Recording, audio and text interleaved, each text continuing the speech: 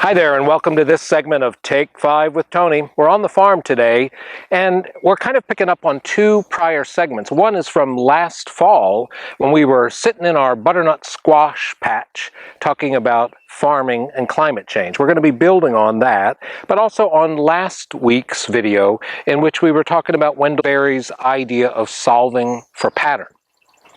We're in a field here that last week you saw still in standing cover crop.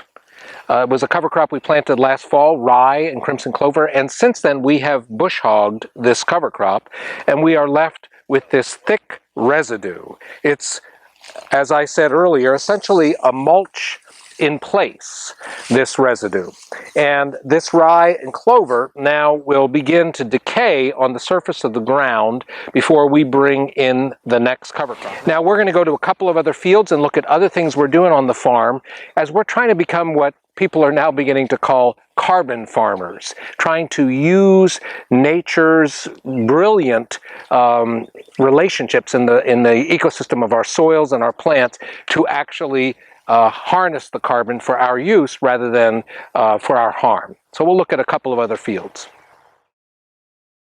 In this field, we've done pretty much the exact same thing as the other. We had the winter cover crop of rye and crimson clover. We bush hogged it. Now the final step, we've put clear plastic, actually scrap plastic from an old high tunnel, down on the ground.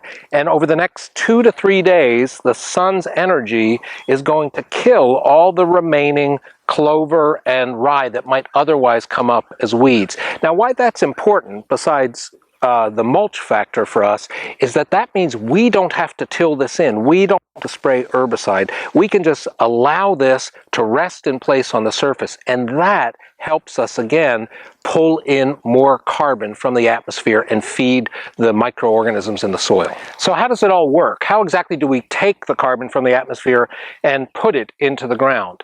Well, as I mentioned about photosynthesis, you have these plants using the carbon as their food source, but ultimately, according to an article in The Ecologist, it's not the plants, the cover crops, the grasses, the legumes, even the trees that store the most carbon.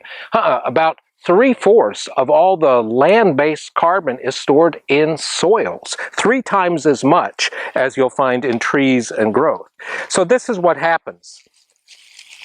The roots of the plant create a source of food for the microbes, just as the carbon is food for the plants and trees. The roots become food for billions upon billions of fungi and bacteria and protozoa and others.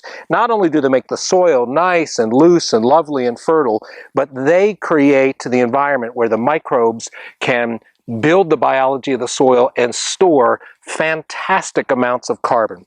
How much carbon?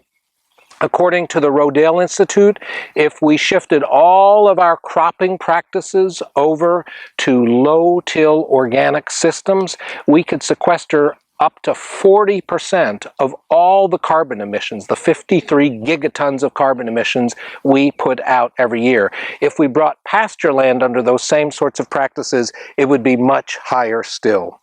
The soil is a remarkable thing, and it is a key part of our fight against climate change.